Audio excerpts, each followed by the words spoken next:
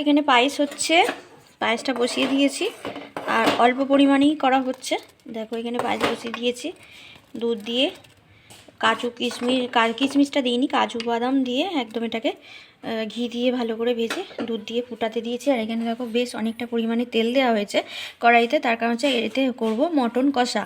Mutton কষা করতে গেলে আমি যেটা করব, আগে কড়াইতে ভালো করে কষিয়ে নেব, তার জন্য তেল দিয়ে দিয়েছি। দেখো এবার কিছুটা ফোড়ন দেবো, সেটা তোমাদের সাথে শেয়ার করছি। পুরো রেসিপিটা দেখতে থাকো কীভাবে আমি আজকে মটন কষাটা বানাচ্ছি।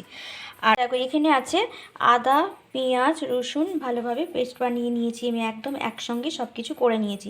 পরিমাণটা তোমাদের যেরকম মটন থাকবে সেরকম তার উপর ডিপেন্ড করবে। আর আমি করেছি ওইদিকে কুল দিয়ে টমেটো দিয়ে একটা আমসত্ত্বর মতো করে চাটনি বানিয়েছি। ভাত হয়ে গেছে আর বেগুন ভাজা, ঢেঁড়স ভাজা হয়েছে, আর বেশি কিছু করব না। চলো দেখো কড়াইটা পুড়ে যাচ্ছে, তার কারণ হচ্ছে এতে আমি চাটনি বানিয়েছিলাম, ভালো করে ধুয়েছি, তারপরে একটু লেগেছিলো, সেটার জন্য এটা কালার এসে গেছে। দেখো বেশ কিছুটা পরিমাণে চিনি দিয়ে দিয়েছি কালারের জন্য, চিনিটা দেখো গলতে শুরু করেছে। এই পর্যায়ে আমি দিয়ে দেবো কিছুটা শুকনো লঙ্কা। শুকনো লঙ্কাটা দেওয়ার পর আমি দিয়ে দেবো এখানে 1 চিমটে মতো গোটা জিরে। দেওয়ার পর আমি তো একটুখানি হিং ইউজই করি, জানো তোমরা সবাই, একটুখানি হিং দিয়ে দেবো ফোড়ন। ভালো করে ভাজা ভাজা হয়ে গেলে এর মধ্যে আমি যেটা দেবো, এই দেখো টপগুলো সব বাইরে নিয়ে চলে আসা হয়েছে। তো এখানে দেখো আমার কেটে রাখা, এরকম লম্বা লম্বা করে কেটে রাখা কিছুটা টমেটো আছে, টমেটোটা আমি দিয়ে দিলাম।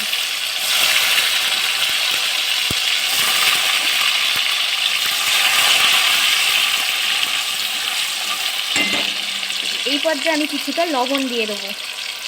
তো এখানে আমি কিছুটা পরিমাণে লবণ দিয়ে দিলাম, যেরকম মটন থাকবে সেরকম হিসেব করে একবারেই দিয়ে দিলাম, কারণ বারবার দিলে কিন্তু নুনের পরিমাণটা ঠিক করে বুঝতে পারা যায় না, সেই জন্য দিয়ে এটাকে ভালো করে আমি, টমেটোটা যতক্ষণ না গলে আসছে ততক্ষণ আমি ভালো করে এটাকে ভাজতে থাকবো।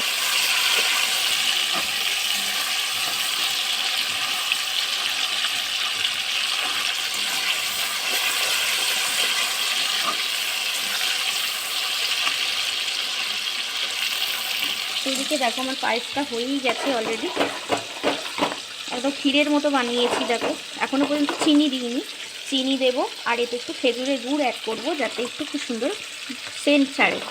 আর মিস্টার চৌধুরী গুড়ের পায়েস খেতে কিন্তু ভালোই বাসে। তো চলো, এর মধ্যে এখনও ভাতটা সেদ্ধ হয়নি, দেখো গোবিন্দভোগ চাল আছে, একটু খুব সুন্দর করে সেদ্ধ হয়ে যায়, তারপর আমি এর মধ্যে অ্যাড করব গুড় আর চিনি। দেখো আমার টমেটোটা প্রায় ভাজা হয়ে গেছে। এই পর্যায়ে আমার বেটে রাখা পেস্টটা আমি দিয়ে দেবো, আদা রসুনের পেস্টটা আমি দিয়ে দিলাম।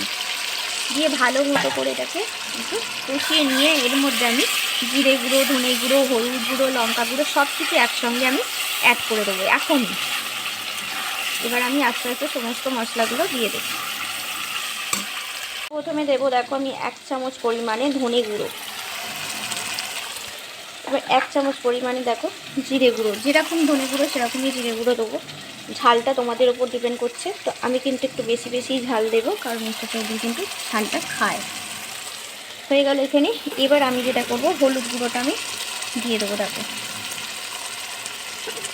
চলো এবার এটাকে ভালো করে কষাবো, খুব সুন্দরভাবে এটাকে কষিয়ে নিতে হবে। এখন কিন্তু মাংসটা অ্যাড করবো না, অনেকক্ষণ ধরে মশলাটা কষিয়ে নিয়ে তারপর কিন্তু মটনটা অ্যাড করব। দেখো মাছ কেটে রাখা আছে, এখানে আছে ভোলা মাছ আছে আর পাকা পোনা মাছ আছে, যেটা আমি নুন হলুদ দিয়ে ভালো করে মাখিয়ে নেবো। আর আমি তো মটন খাই না, তার জন্য মাছটা আমি রান্না করব। আর এই দেখো মটনটা, এখানে 500 পরিমাণে মটন আছে, মিস্টার চৌধুরী শুধু খায় আর মেয়ে খাবে, আমি তো খাই না, তার জন্য দেখো এখানে 500 পরিমাণে মটন নিয়ে নিয়েছি। আর এই মটনটা কিন্তু আমি কালকে কিনেছিলাম, এটাকে ম্যারিনেট করে আমি ফ্রিজে তুলে রেখেছিলাম, ডিপ ফ্রিজে। এখানে ধনে গুঁড়ো, জিরে গুঁড়ো, টক দই আর এখানে আদা রসুনের জলটা, স্যুপটা দেওয়া আছে, দিয়ে ভালো করে ম্যারিনেট করে ফ্রিজে রেখে দিয়েছিলাম। আজকে বের করে নিয়েছিলাম সকালবেলা, এখন মটনটা করবো। তো দেখো আমি মটনটা দিয়ে দিয়েছিলাম, একটু তাড়াতাড়িতে আমি তোমাদেরকে কষানোটা দেখাতে পারলাম না, মশলাটা কষানো হয়ে গিয়েছিলো, আর সেই পর্যায়ে আমি মটনটা দিয়ে দিয়েছি। এবার আমি কড়াইতে কিন্তু 10-15 মিনিট বা 20 মিনিট আমি এটাকে কষবো, কড়াইতে অনেকক্ষণ কষতে লাগবে, তারপর আমি এটা প্রেসারে দেবো। এখন কিন্তু অনেকক্ষণ ধরেই এটাকে ঢাকা চাপা দিয়ে কষানো হবে। তো দেখতে দেখো, কষানোর পর যখন আমি প্রেসার কুকারে দেবো তখন তোমাদের সাথে ফিরে আসছি। তো দেখো আমার পায়েস হয়ে গেছে, এবার আমি পায়েসটা নামিয়ে দেবো। আর আমি গুড় অ্যাড করে দিয়েছি, খুব সুন্দর হয়ে গেছে ক্ষীরের মতো পুরো পায়েসটা। এবার আমি এটাকে নামিয়ে ঢাকা দিয়ে দেবো। তো দেখো এবার একটু ঢাকনাটা খুলে দেখি। বাও, দেখো কতটা তেল বেরিয়ে গেছে মটন দিয়ে। এরকম ঢাকা চাপা দিয়ে কষলে খুব সুন্দর রান্না হয় মটন কষা। তো অনেকক্ষণ ধরে রান্না করতে হবে আমাকে, চর্বিগুলো সব গলে গেছে। তো আমি একদমই খাই না মটন, মিস্টার চৌধুরীর জন্যই আমি ভালোবেসে রান্না করছি এটা। তো যতবার বানিয়েছি ততবার কিন্তু বলেছে খুব সুন্দর করে নাকি মটনটা আমি করি, তো জানি না। তো দেখো কেমন লাগছে অবশ্যই কমেন্ট সেকশানে জানাবে। কালারটা কিন্তু দুর্দান্ত এসছে।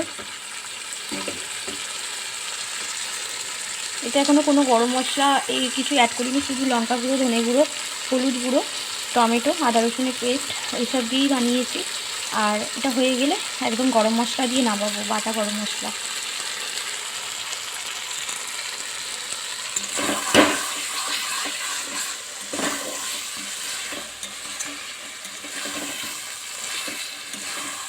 এই যে এনাকি ঘুরে বেড়াচ্ছি, এনাকির আবার আজকে নেমন্তন্ন।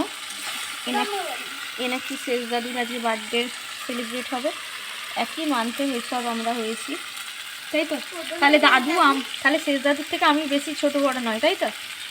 তাই তো একই মাসে সবাই সবার বার্থডে। শেষ দাদুর প্রথম হয়েছিল অনেকদিন হয়েছে, আজকে সেলিব্রেশন করছে। আর বাবার কালকে ছিল, আজকে সব কিছু হচ্ছে। তারপর মামাম, তারপর গরমকালে আমার। আচ্ছা, সব পরপর হয়েছি তাই তো? হ্যাঁ। আচ্ছা, তো দেখুন না কি কথা, পরপর সব হয়েছি। তো দাদুর সাথে আমরা ছোটো বড় বেশি দিন নয়, ও বলতে চাইছে সেটাই।